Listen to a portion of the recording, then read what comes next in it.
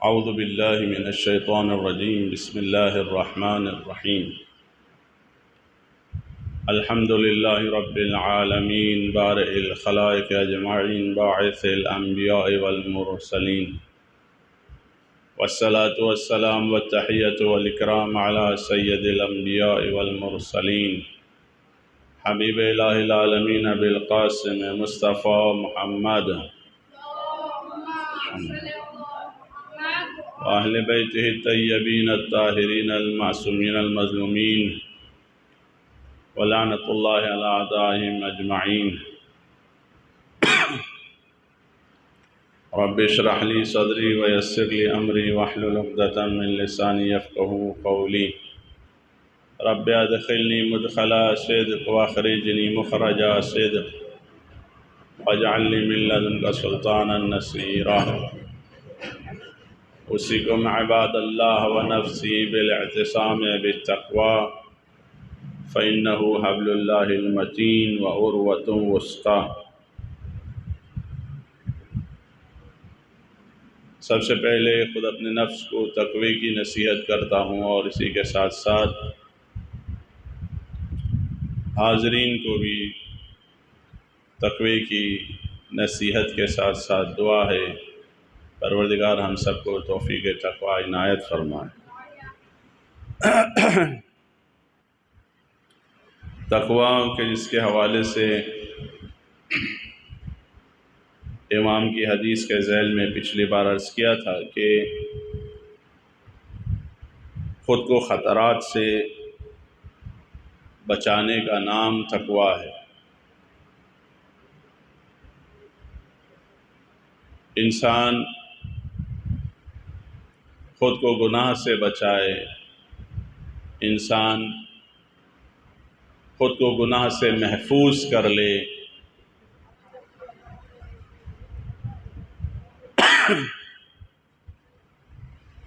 اس کا نام تقوی ہے۔ چنانچہ ائمہ اطہار کی جو تعلیمات ہیں وہ تعلیمات پر عمل کر کے انسان تقوی کے مرحلوں کو طے کر سکتا ہے۔ چنانچہ ہمارے چھٹے امام جعفر صادق علیہ السلام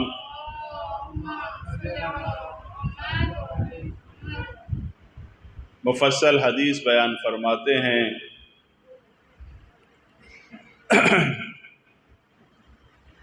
کہ ایک انسان کی زندگی کس طریقے کی ہونی چاہیے۔ وہ انسان کے جو تقوی کی تلاش میں ہے، وہ انسان کے جو کامیابی کی تلاش میں ہے، وہ انسان جو ہر چیز کا حل چاہتا ہے، رکاوٹوں کو ختم کرنا چاہتا ہے،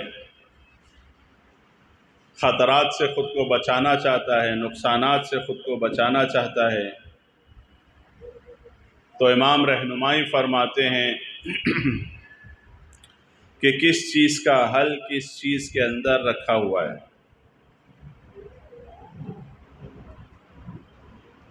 امام فرماتے ہیں کہ تمہیں جنت کی طلب ہے، تم جنت چاہتے ہو، تو امام نے فرمایا کہ جنت کس چیز میں ہے؟ طلبت الجنت فوجدتها فی السخاء، میں نے جنت چاہا تو میں نے یہ دیکھا کہ جنت حاصل کرنے کا ذریعہ سخاوت ہے۔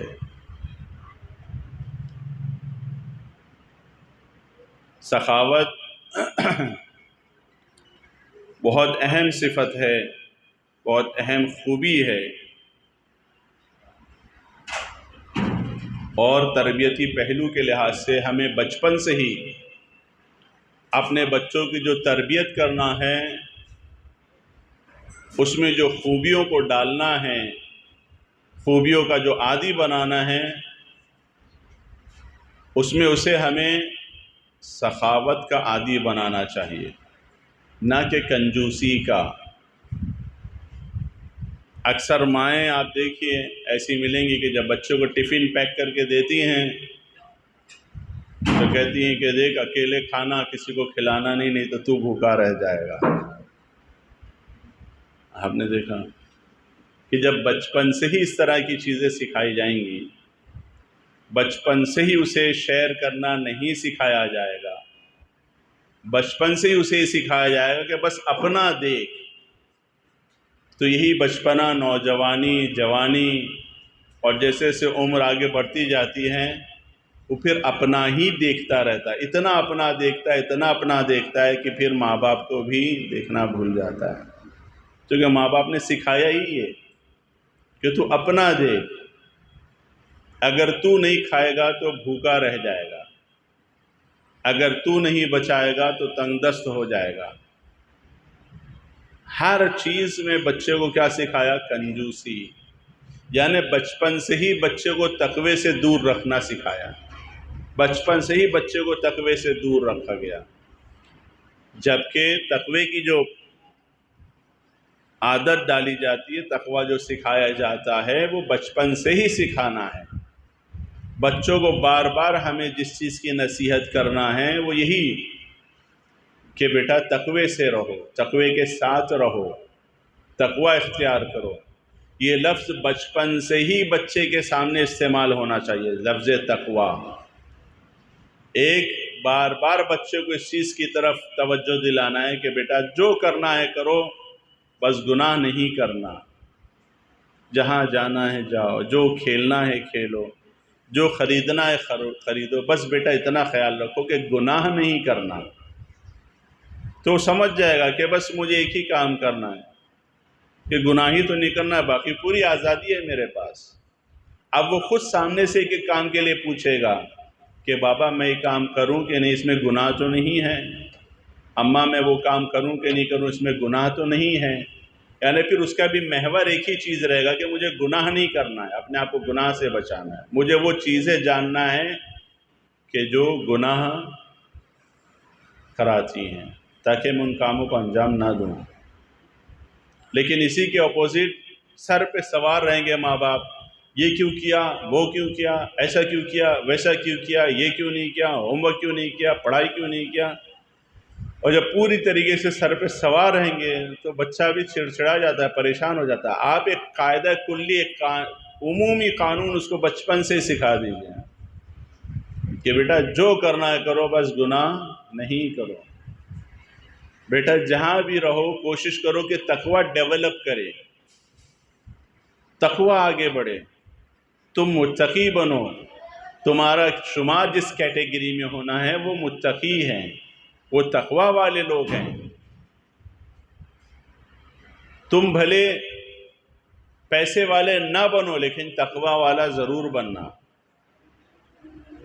تمہارا بھلے پرسنٹیج بہت ہائی نہیں آ رہا ہے، کوئی حرج نہیں، لیکن تقوی والے بنے رہنا، کسی کو ستانا نہیں، کسی کو تکلیف نہیں دینا، کسی کو برے نام سے نہیں بلانا، چونکہ اسکول ایک ایسی جگہ ہے، ٹیوشن ایک ایسی جگہ ہے کہ جہاں ہر طرح کے لوگ آتے ہیں، اچھے سے اچھا بچہ کیوں نہ ہو، تربیت یافتہ ترین بچہ کیوں نہ ہو، بہکنے کے خطرات بہت زیادہ ہوتے ہیں، چونکہ ہر ماں باپ کو ان باتوں کا خیال نہیں رہتا ہے، ہر ماں باپ کو ان باتوں کا دھیان نہیں رہتا ہے، کیونکہ ہر جگہ اس طرح کی باتیں نہیں ہوتی ہیں، کیونکہ ہر جگہ ہر ہفتے لوگوں کو نصیحتیں نہیں کی جاتی ہیں۔ اسلام نے کیوں زور دیا ہے امہ جمعہ، کیوں نماز جمعہ کے لیے زور دیا ہے، کیوں نماز جماعت کے لیے زور دیا ہے؟ تاکہ ماں باپ اپنی بھی تربیت کریں اور اپنے بچوں کی بھی تربیت کریں، تاکہ ماں باپ کو پتہ ہو کہ ہم اپنے زمانے کے اعتبار سے اپنے آپ کو کیسے بچائیں، اپنے زمانے کے اعتبار سے اپنے بچوں کو کیسے بچائیں۔ اسی لیے جو امام جماعت ہو، امام جمعہ ہو، وہ زمانہ شناس ہو، اسے پتہ ہو کہ آج کی ٹیکنالوجی کس طریقے سے بربادی کی طرف لے کر جا رہی ہے اور یہی ٹیکنالوجی کس طریقے سے آبادی کی طرف لے کے جا رہی ہے۔ تاکہ بچوں کو دونوں کا یوز سکھایا جا سکے، دونوں چیزوں کی طرف متوجہ کیا جا سکے۔ ایسی چیزیں فراہم کی جائے کہ جن کی وجہ سے بچے اگر موبائل میں ہی ہوں تو وہ کچھ سیکھیں، اس سے دیندار بنیں۔ اس طریقے کی چیزیں ہونی چاہیے۔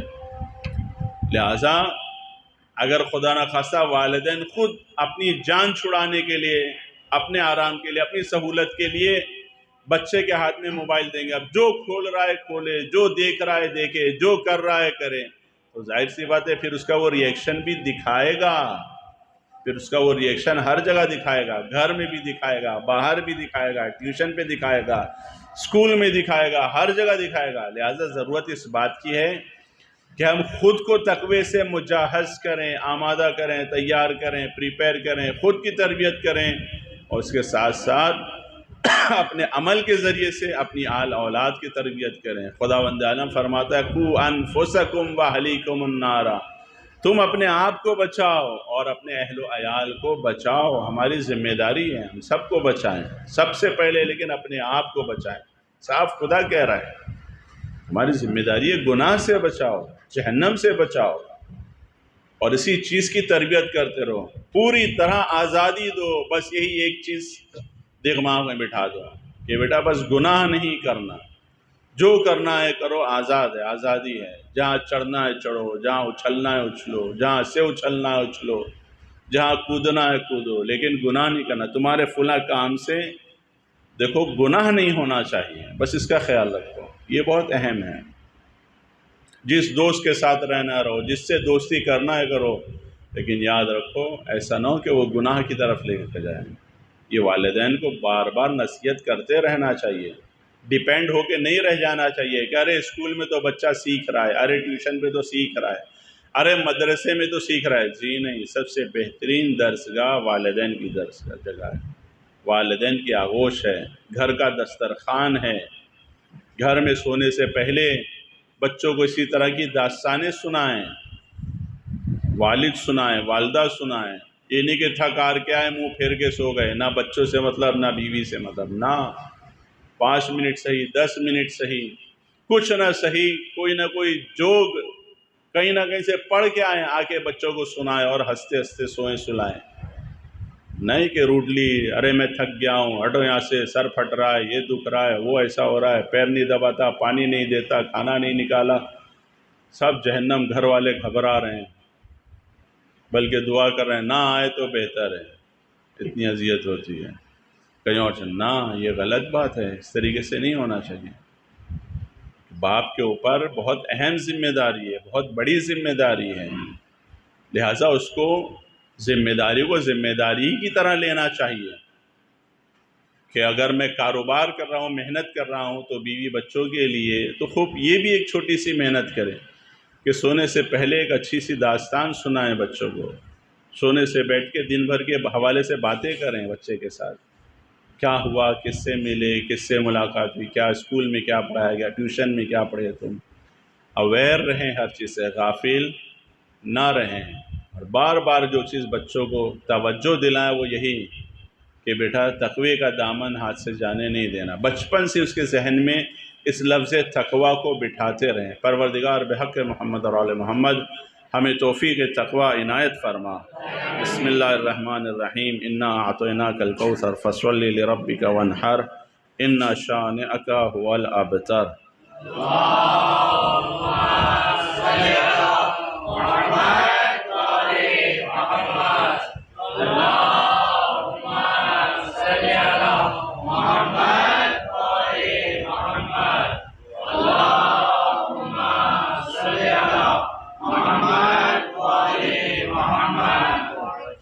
اعوذ باللہ من الشیطان الرجیم، بسم اللہ الرحمن الرحیم، الحمد للہ رب العالمین، بارئ الخلائق اجمعین، باعث الانبیاء والمرسلین، والصلاة والسلام والتحیۃ والاکرام علی سید الانبیاء والمرسلین، حبیب الہ العالمین ابی القاسم مصطفیٰ محمد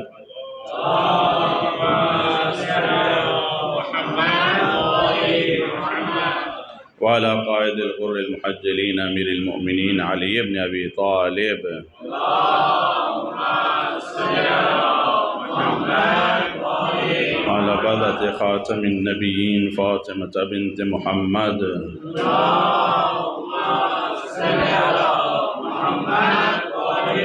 والحسن بن علي المجتبى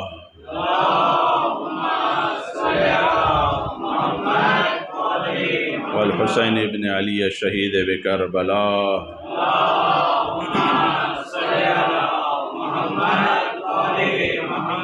علي بن الحسين زين العابدين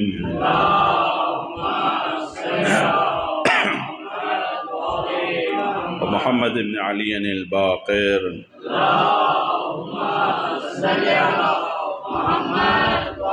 جعفر بن محمد الصادق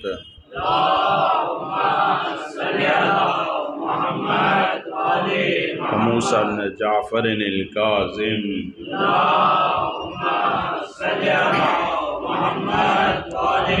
وعلي بن موسى الرضا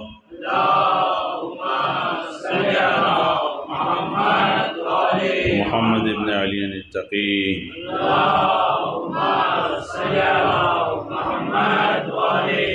وعلي بن محمد النقي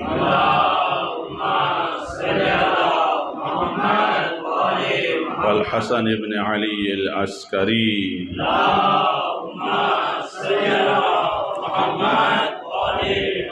اللهم صل على مولانا صاحب العصر والزمان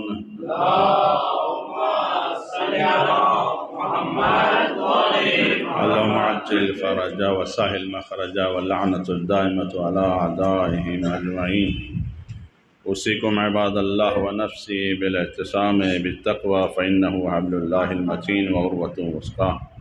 دوبارہ سب سے پہلے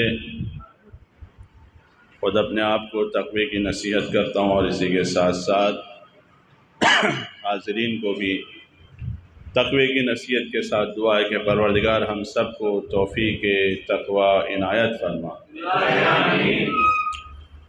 دوسرے خطبے کے حوالے سے ہمارے سامنے جو مناسبتیں ہیں، سب سے پہلے شہادت امام جعفر صادق علیہ السلام ہے۔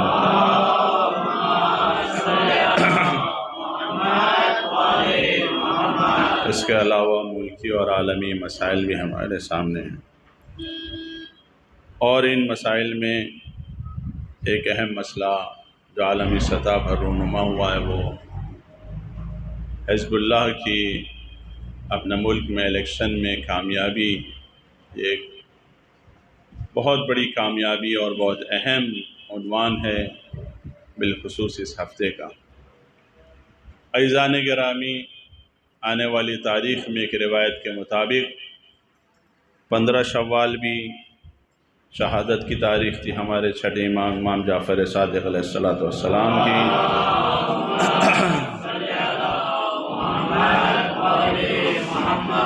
اور اسی کے ساتھ ساتھ ایک اور تاریخ جو 25 شوال المکرم ہے وہ بھی شہادت سے منسوب ہے۔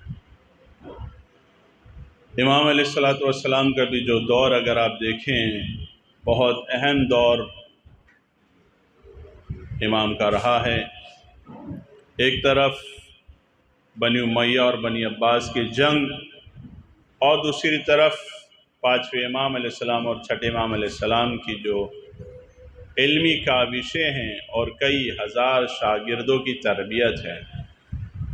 اور امام نے، اور ہر امام کی زندگی میں اگر آپ دیکھیں گے، پیغمبر کی زندگی میں بھی اگر آپ دیکھیں گے، امام خمینی کی زندگی میں بھی اگر آپ دیکھیں گے، ہمارے دیگر مراجع کرام کی زندگی میں بھی اگر آپ دیکھیں گے، تو ایک اہم کام جو ان کی زندگی کا رہا ہے وہ انسانوں کی تربیت، بالخصوص شاگردوں کی تربیت، ایجوکیشن کے اوپر کام کرنا، اور اس سے پہلے اور اس کے ساتھ اور اس کے بعد تزکیے کے اوپر کام کرنا، تربیت کے اوپر کام کرنا،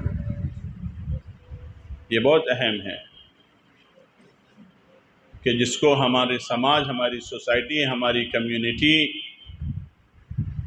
بالکل اہمیت نہیں دیتی ہے، اور اہمیت دیتی ہے تو بس ون سائیڈڈ، ایک طرف اہمیت دیتی ہے۔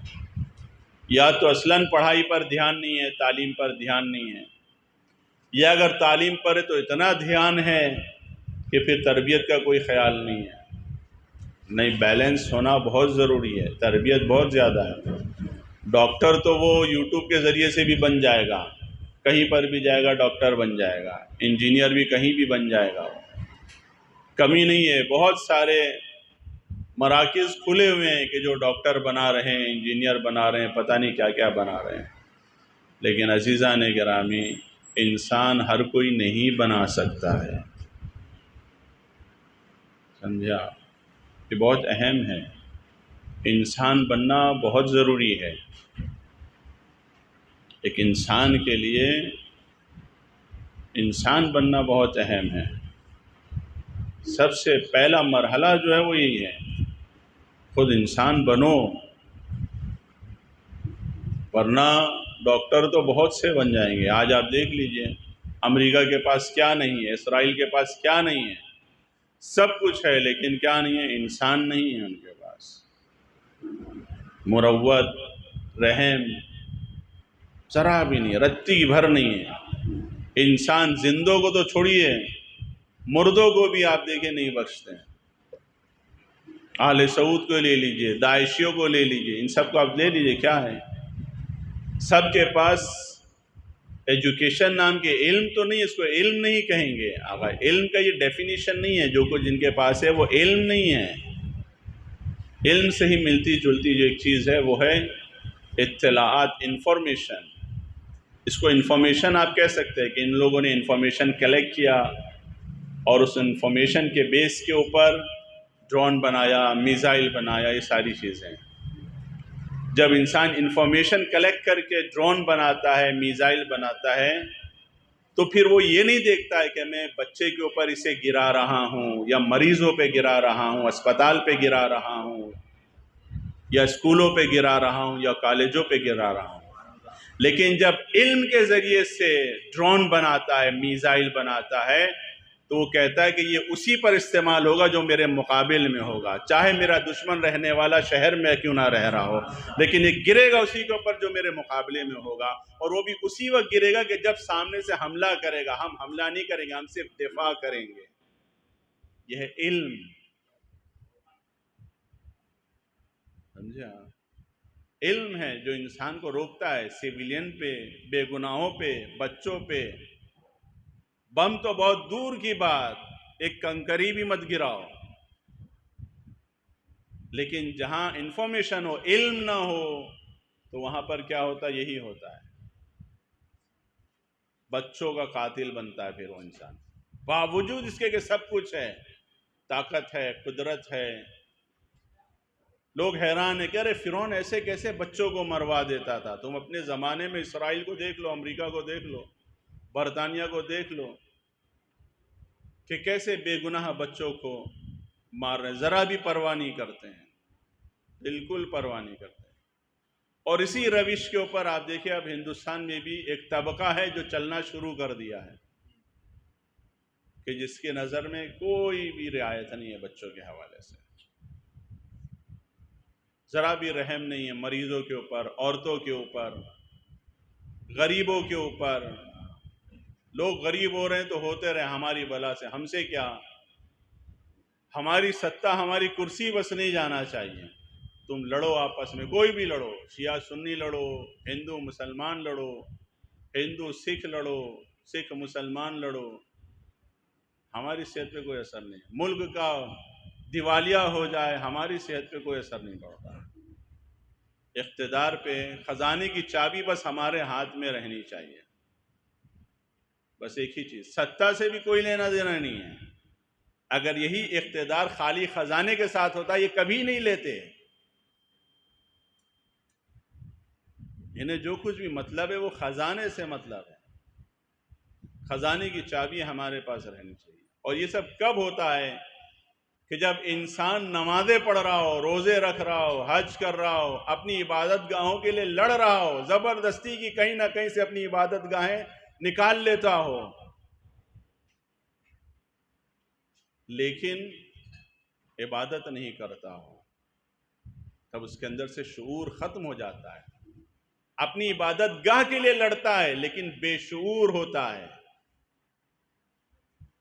مسجد کے لیے لڑتا ہے مگر شعور نہیں ہوتا ہے، مندر کے لیے لڑتا ہے مگر شعور نہیں ہوتا ہے۔ اب تو یہ لڑائی پنجاب تک پہنچ گئی۔ کل تک مندروں کو توڑ کے مسجد بنائی جاتی تھی کہنے کے مطابق، اب گردواروں میں بھی ملنے لگا ہے۔ یہاں گردوارہ تھا ہمارا جسے توڑ کر مسجد بنایا گیا۔ اندازہ کر رہے ہیں آپ؟ اس کا مطلب یہ ساری جو جگہ ہیں یہ بس اینٹا مٹی ان کا ڈھیر ہے اور کچھ بھی نہیں ہے۔ اور اس میں جانے والے جہاں بھی ہو، چاہے وہ مسجد ہو، چاہے وہ مندر ہو، چاہے گردوارہ ہو، جہاں بھی ہو، چرچ ہو، اگر انسان کے اندر انسانیت نہیں ہے، شرافت نہیں ہے، انصاف نہیں ہے، عدالت نہیں ہے، تو پھر یہ سب مٹی کے ڈھیر ہیں اور یہ زندہ لاشیں ہیں۔ ورنہ اگر انسانیت ہے تو بھلے تپتی دھوپ میں اللہ کی عبادت کرنا پڑ رہی ہو، ایشور کی عبادت کرنا پڑ رہی ہو، گاڈ کی عبادت کرنا پڑ رہی ہو، وہ تپتی ہوئی دھوپ میں عبادت کرنا گوارا کرے گا، لیکن کبھی بھی ظلم نہیں کرے گا، جھوٹ نہیں بولے گا، فریب سے کام نہیں لے گا، جو بھی کرنا ایمانداری سے کرے گا۔ ایمانداری کا مرکز عدالت۔ خود آپ دیکھیے جب جج خود اس بات کا اعلان کر رہا ہے کہ اب انصاف نام کی چیز نہیں ہے۔ آج ہی آپ دیکھیں اخبار میں پڑھا ہوگا کہ سپریم کورٹ کے ایک جج نے استعفیٰ دے دیا۔ کیوں؟ کہ اب انصاف نام کی چیز نہیں رہی، ہر چیز امیروں کے لیے ہو کے رہ گئی ہے۔ اب اندازہ کر رہے ہیں، لیکن اس کے باوجود بھی ہماری صحت پہ کوئی اثر نہیں ہوتا ہے۔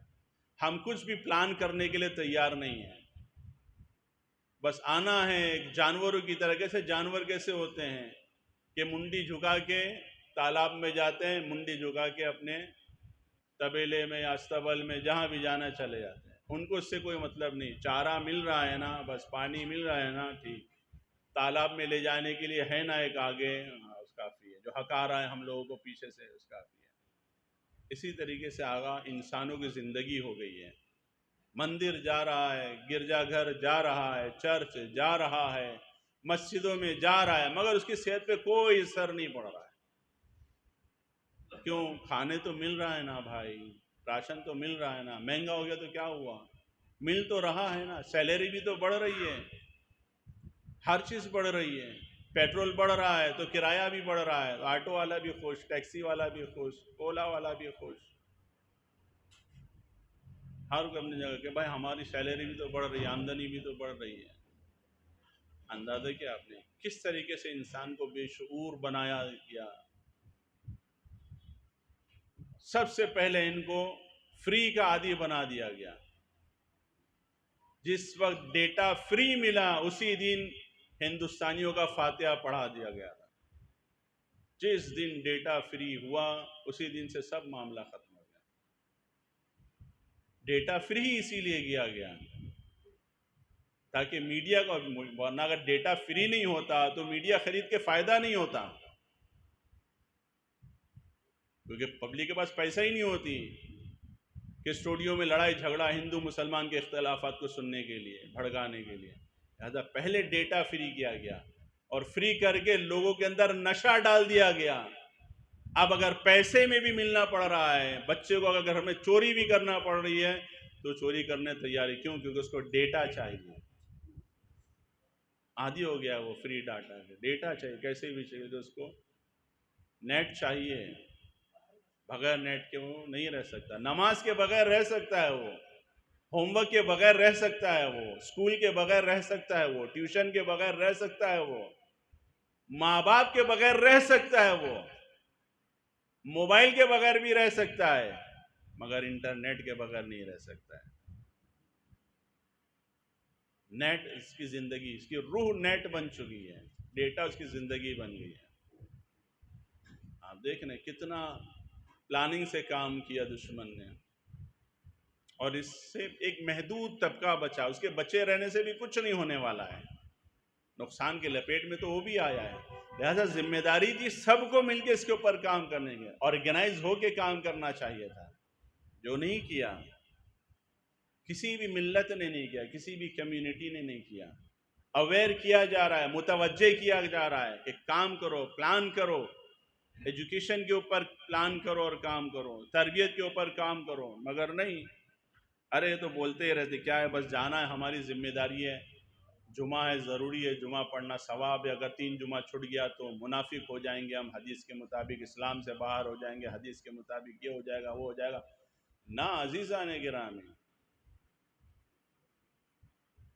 عالم انسانیت کی خدمت کے لحاظ سے فعال ترین، سب سے زیادہ ایکٹیو اگر کسی کمیونٹی کو ہونا چاہیے تھا تو اسے کہتے ہیں مسلمان۔ اسے جو 5 بار جماعت میں بلایا گیا ہے، کس لیے بلایا ہے؟ جانور نہیں ہے کہ تجھے گھر سے تالاب سے گھر جانا ہے، ایک مسلمان کی دوڑ مسجد تک۔ جب قوم کا مزاج یہ بن جائے کہ ملا کی دوڑ مسجد تک، تو خود وہ بھی مسجد تک محدود ہو کے رہ جاتی ہے، پھر وہ مسجد کے لیے تو لڑتی ہے لیکن وہیں اس کے حق پامال ہو رہا ہوتا، اس کی صحت پہ اثر نہیں۔ بچے کی جہالت کی راہیں ہموار ہو رہی ہوتی، اس کی صحت پہ اثر نہیں ہوتا، کیونکہ سمجھ رہا ہے کہ مجھے جو کچھ بھی کرنا ہے تو ثواب کے لیے کرنا ہے۔ جمعہ میں جانا ہے ثواب کے لیے، جماعت میں جانا ہے ثواب کے لیے، تبلیغ پہ جانا ہے ثواب کے لیے، عزاداری کرنا ہے ثواب کے لیے، مجلس کرنا ہے ثواب کے لیے۔ نہ، ان ساری چیزوں سے دنیا اور آخرت، دنیا کو بھی سعادت مند بنانا ہے۔ دین اس لیے نہیں آیا ہے کہ دنیا میں جیسے چاہو رہو اور بس دیکھو جنت تو مل رہی ہے نہ۔ بارہا میں نے مثالیں بیان کی کہ ایسا انسان کی جس نے ذرہ برابر گناہ نہیں کیا پھر بھی عذاب آ گیا اس کے اوپر، کیونکہ دوسروں کو بچانے کا اس نے انتظام نہیں کیا۔ بھیال ہمارا ہے، سب سے ایکٹیو مسلمان کو ہونا چاہیے۔ اور جب مسلمان فلسفہ نماز جماعت، فلسفہ عاشورہ کے اوپر عمل کرنے لگتا ہے تو پھر آپ دیکھیے دنیا کتنے اس کو ٹیررسٹ کہے، لیکن پھر وہ اپنے ملک کی ضرورت بن جاتا ہے، وہ رول ماڈل بن جاتا ہے، وہ اسوہ بن جاتا ہے۔ اسے کہتے ہیں حزب اللہ۔ حزب اللہ ایک انجمن تھی، یہی نوجوانوں کی انجمن تھی، یہی ماتمداروں کی انجمن تھی۔ نوجوان تھے جو عزاداری کرتے تھے، ماتم کرتے تھے، جمع ہوتے تھے، دعائیں پڑھتے تھے، زیارت عاشورہ کے نام پہ جمع ہوتے تھے۔ جب نے ملک کے ایسے حالات دیکھے کہ تو برباد ہوتا جا رہا ہے، اسرائیل قابض ہوتا جا رہا ہے، ہماری ذمہ داری، ہمیں کچھ کرنا چاہیے۔ یہ عزاداری ہمیں کیا سکھاتی ہے؟ ایکٹیو ہوئے وہ نوجوان، کالج کے نوجوان، یونیورسٹی کے نوجوان، کسی نہ کسی ہنر سے وابستہ نوجوان، اور انہوں نے اپنی اس انجمن کو کہ جو کل تک صرف عزاداری ماتمداری کرتی تھی، صرف نمازیں پڑھتی تھی، نہیں، آج آپ دیکھیں آہستہ آہستہ وہ آگے بڑھے، ہر اینگل سے اپنی تربیت کی انہوں نے، علمی اعتبار سے، جسمانی اعتبار سے، فکری اعتبار سے، یونٹی کے اعتبار سے، لیڈرشپ کے اعتبار سے، ہر اینگل سے اپنی تربیت کی انہوں نے۔ پوری دنیا ایک طرف ہونے کے باوجود بھی، سارے اسلحے، ویپن، قدرت، طاقت ایک طرف ہونے کے بعد بھی ان گنتی کے 5 سے 6 ہزار عزاداروں کو شکست نہیں دے سکے۔ سمجھے آپ؟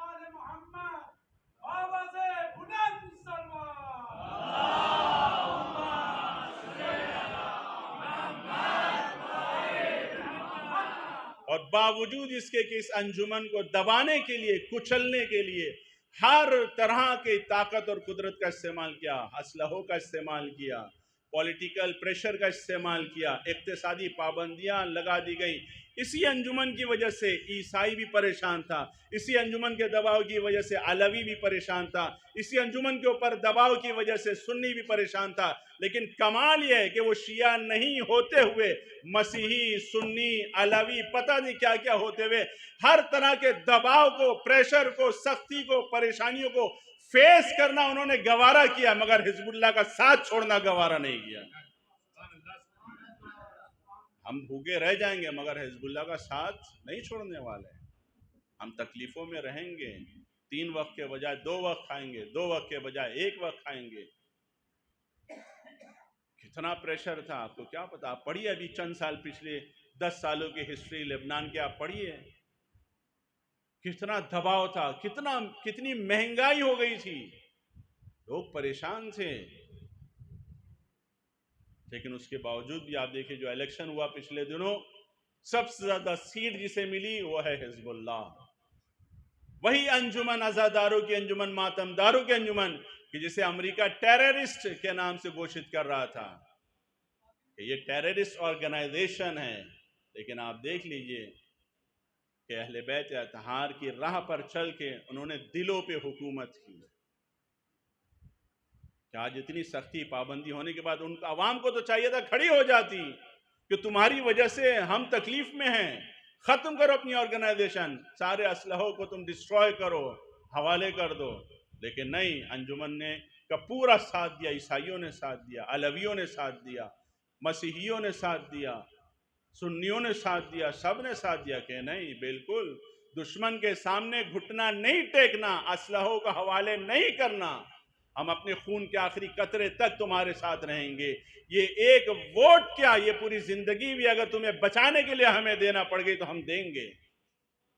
جب اسرائیل اور حزب اللہ کی جنگ ختم ہو گئی، سیز فائر ہو گیا، اسرائیل کا وزیر اعظم اعلان کر رہا ہے کہ اب آپ لوگ اپنی جگہوں سے باہر نکل آئیں، بنکر سے باہر آ جائیں، جو جائیں باہر نکل آئیں، سیز فائر، جنگ رک چکی ہے، ختم ہو چکی ہے، اب کوئی خطرے کی بات نہیں ہے۔ عوام تھی کہتی نہیں، جب تک یہ شیخ نہیں بولے گا جب اس وقت تک ہم باہر نہیں آئیں گے، تیرے بولنے سے ہم باہر نہیں آنے والے۔ اندازہ کیا تمہارے ملک کا وزیر اعظم ہے، ارے کیا ہو گیا تم کو؟ نا، یہ جھوٹا ہے۔ اندازہ کریں کسی بھی ملک میں یاد رکھے، ہر وہ ملک کے جہاں کا وزیر جھوٹا ہو اور عوام کو ایک بات یہ احساس ہو جائے جھوٹا ہے، کتنا ہی وہ چیختا رہے، چلاتا رہے، اس کے اوپر اثر نہیں ہونے والا، لوگ نہیں سننے والے۔ پھر اس کی ضرورت کس چیز کی ہے؟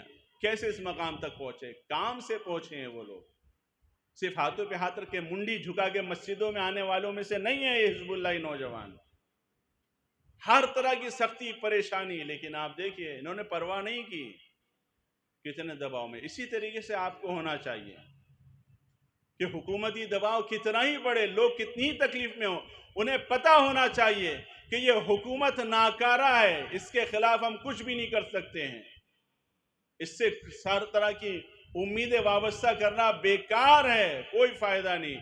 لیکن ہاں، ایک انجمن ہماری سرزمین پر ایسی ہے کہ واقعاً اس کے اندر وہ قدرت ہے، وہ طاقت ہے کہ وہ ہر طرح کی مشکلات کو فیس کرنے کے بعد بھی میدان میں ٹکنے کی ہمت رکھتی ہے، اور ہمیں اس کا ساتھ دینا چاہیے۔ کون سی انجمن امید بنی ایسی نہیں، اتنے افسوس کی بات ہے۔ ہر طرح کا رول ماڈل آپ کے پاس ہے، اسوہ آپ کے پاس ہے، لیکن اس کے باوجود بھی آپ رسوا ہو رہے ہیں۔ کیوں رسوا ہو رہے ہیں؟ چونکہ ان کو کہتے ہیں کہ یہ ہمارے لیے اسوہ ہیں، لیکن اپناتے نہیں ہیں۔ اسوہ اپنانے کے لیے ہے، نہ کہ جتانے کے لیے ہے۔ اپناؤ۔ بارہا آپ لوگوں سے کہا کہ آئیے مل کے کام کریں، آپ لوگ آئیے اپنے علاقے کے نوجوانوں کی ایجوکیشن کے اوپر کام کیجئے، واقعاً پریشان حال ہیں، بے سہارا ہیں، بے گھر ہیں، ہر طرح کی چیزوں کے لیے پریشان ہیں، مگر آپ ہے کہ ٹس سے مس نہیں ہوتے، گلا کرتے ہیں، فریاد کرتے ہیں کہ ارے وکیل کس کام کے ہیں، اور وہ کس کام کے، وہ کس کام کے ہیں۔ خوب آپ کس کام کے ہیں؟ آپ کے تو ہاتھ نہیں بندھے ہوئے ہیں۔ وکیل اپنی ذمہ داری کو انجام نہیں دے رہا ہے تو اس کا مطلب یہ تھوڑی ہے کہ آپ بھی نا امید ہو جائیں۔ وہ آپ نا امید ہو گئے یعنی کیا؟ یعنی آپ کربلا سے نا امید ہیں۔ آپ نا امید ہیں یعنی کیا؟ یعنی آپ نماز جمعہ سے نا امید ہیں۔ آپ نا امید ہیں یعنی کیا؟ یعنی آپ عاشورہ سے نا امید ہیں۔ آپ نا امید ہیں یعنی کیا؟ آپ جماعت سے، نماز جماعت سے آپ نا امید ہیں۔ آپ نا امید ہو گئے یعنی کیا؟ یعنی آپ خدا سے نا امید ہو گئے۔ خدا نے یہ نہیں کہا ہے کہ جب وہ وکیل حرکت میں آئے گا تو میں برکت دوں گا، نہ، تم حرکت میں آؤ، ہر وہ انسان جو حرکت میں آئے گا میں اسے برکت دوں گا۔ تم حرکت میں آؤ، تم اپنی ذمہ داریوں کو اپنے کاندھوں پہ لو، تم اپنے علاقے کی ذمہ داریوں کو اپنے کاندھوں پہ لو، تم انتظار مت کرو۔ خدا فرشتوں کو نازل نہیں کرے گا، خدا ہر ایک کے لیے ابابیل نہیں بھیجتا ہے، خدا ہر جگہ ابابیل نہیں بھیجتا ہے. خداوند عالم نے کہا کہ تمہیں خود ابابیل بننا ہوگا، میں ابابیل نہیں بھیجوں گا، تمہیں خود ابابیل بننا ہوگا. خدا نے قرآن میں جگہ جگہ وعدہ کیا ہے، چھوٹے گروہ سے وعدہ کیا ہے، چھوٹے گروپ سے وعدہ کیا ہے، انجمن سے وعدہ کیا ہے کہ انجمن تم یہ مت دیکھو تم تعداد میں کم ہو تم کیا کر سکتے ہو. نہ، خدا کی قدرت کا کمال ہی یہی ہے کہ اس نے ہمیشہ جو سب سے کمزور ترین، چھوٹے ترین، سب سے چھوٹی جو چیزیں ہیں اسی کے ذریعے سے بڑی سے بڑی قدرت کو ذلیل اور رسوا کیا ہے. خدا نے ایک حکومت کو نہیں سامنے لایا اسرائیل کے، کہا نہیں تجھے نابود کرنے کے لیے ایران حکومت کی ضرورت نہیں، ان ماتمداروں کی انجمن کافی ہے. تجھے نابود کرنے کے لیے میں ایران کو نہیں مقابلے میں بھیجوں گا، تجھے نابود کرنے کے لیے میں حکومت ایران کو نہیں بھیجوں گا، حکومت عراق کو نہیں بھیجوں گا. میں تجھے نابود کرنے کے لیے انہی عزاداروں کی ایک انجمن بھیجوں گا، اور پھر دیکھ سب کچھ تیرے ساتھ ہوگا اور تو کچھ نہیں کر پائے گا، اور ان کے ساتھ کوئی نہیں ہوگا، لیکن میں ان کے ساتھ کھڑا رہوں گا اور انہیں ابابیل بنا دوں گا تیرے لیے. اسرائیل ایک دم بے بس لاچار مثال ہے آپ کے سامنے، بہترین مثال ہے آپ کے سامنے، لیکن اس کے باوجود بھی آپ نا امید ہوئے پڑے، ڈرے پڑے ہیں، سہمے ہوئے ہیں، گھبرائے ہوئے ہیں، خوف زدہ ہیں. خوف اس کا مطلب کربلا نے اثر نہیں کیا ہے ہمارے وجود کے اوپر، ہماری نمازوں نے، زکوٰۃ نے، خمس نے، فطرے نے اثر نہیں کیا ہے ہمارے اوپر. کربلا کا کمال یہی ہے، کربلا اور دین کا کمال یہی ہے کہ دین کی خوبی یہی ہے کہ انسان کے اندر سے ڈر نکال دیتا ہے ظالم کا، انسان کے اندر سے دشمن کا ڈر نکال دیتا ہے. کربلا کی خوبی یہ ہے کہ ایک بار آپ 72 کے ساتھ آ کے کھڑے ہو گئے تو پھر پورے قدرت مند ترین لشکر کا ڈر نکال دیتا ہے، اور پھر 6 مہینے کا ہی بچہ کیوں نہ ہو تیر کھانے کے بعد مسکراتا ہے. 13 سال کا بچہ ہی کیوں نہ ہو کہتا ہے موت احلی من العسل، شہد سے زیادہ میٹھی ہے. اب یہ کہاں دکھائی دے رہی ہے؟ ہمارے بچے تو بہت دور کی بات، بڑوں میں یہ جذبہ نہیں دکھائی دیتا ہے. نا امید ہو کے پڑے ہوئے ہیں، اور انتظار کس کا ہو رہا ہے؟ جو پوری کائنات کے اوپر حکومت کرنے والا ہے. چونکہ سکھایا ہی جا رہا ہے، سموسا پاؤ کھلا کھلا کے ہر ہفتے سکھایا ہی جا رہا ہے کہ معجزے سے حکومت بننے والی ہے، معجزہ دکھائیں گے اور سب کچھ ہو جائے گا. تو پھر فلسفہ شہادت کیا ہے؟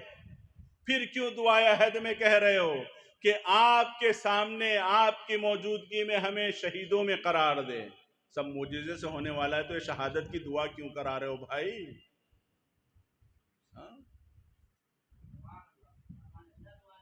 بچائیے اپنے بچوں کو ان سموسا پاؤ سے. آپ کے بچوں کے اندر سے شجاعت نکال دے رہا ہے، ایثار نکال دے رہا ہے، سخاوت نکال دے رہا ہے، ہمت نکال دے رہا ہے، قدرت نکال دے رہا ہے. آپ کے بچوں کو نا امید کر دیا گیا ہے سموسا پاؤ کھلا کھلا کے، نا امید کر دیا، واقعا نا امید کر دیا. جس کو دیکھو نا امید، ارے بس نماز پڑھو، ارے بس دعا کرو. تو خوب اپنی بھی جو جائیداد کے مسائل ہیں وہ نماز اور دعا سے کیوں نہیں حل کرتے ہو؟ کیوں کوٹ جاتے ہو؟ مت جاؤ کوٹ. کیوں محنت کرتے ہو؟ کیوں اسٹرگل کرتے ہو؟ کیوں ایک ایک کو فون کر کے کہتے ہو ارے اس کو خمس مت دینا، اس کو خمس مت دینا؟ ارے یہ ڈر کیوں ہے تمہارے اندر؟ پھر حتیٰ کہ دفتر تک شکایت لے کے جاتے ہو. یہ خوف بتا رہا ہے کہ حق پر نہیں ہو، تہمتیں بتا رہی ہیں کہ حق پر نہیں ہو، جھوٹ بتا رہا ہے کہ حق پر نہیں ہو، یہ ساری برائیاں بتا رہی ہیں کہ امام زمانہ کی تعلیم نہیں دے رہے ہو تم. اویئر کریں، متوجہ ہو، اپنی ذمہ داریوں کو سمجھے. واقعاً کربلا کے اندر اپنے آپ کو اتار لیں، بالکل اتار لیں، ایسے اتار لیں کہ پھر کربلا کے علاوہ، ایثار کے علاوہ، قربانی کے علاوہ، سخاوت کے علاوہ، جذبہ شہادت کے علاوہ، جذبہ ایثار کے علاوہ کچھ نہ دکھائی دے. پھر آپ دیکھیے آپ ایک ماتمی انجمن ہی صحیح، خداوند عالم آپ کو کس طریقے سے رول ماڈل بناتا ہے. پروردگار بحق محمد اور آل محمد امام زمانہ کے ظہور میں تعجیل فرما، ان کے ظہور کو ہمارے لیے عافیت قرار دے، ہم کو ان کے اعوان و انصار میں شمار فرما. ہمارے مرحومین کی مغفرت فرما، ان کے درجات عالی فرما، انہیں جوار معصومین میں جگہ عنایت فرما، بے روزگاروں کو روزی عنایت فرما، برسر روزگار کی روزی میں خیر و برکت و وسعت عنایت فرما۔ پروردگار ہم سب کو اور ہمارے بچوں کو دنیا اور آخرت کے ہر امتحان میں کامیابی عنایت فرما۔ پروردگار مجاہدین اسلام، مدافعان اہل بیت اطہار، مدافعان اسلام کو ہر محاذ اور ہر میدان میں سر بلند فرما، کامیابی و کامرانی عنایت فرماتا رہے۔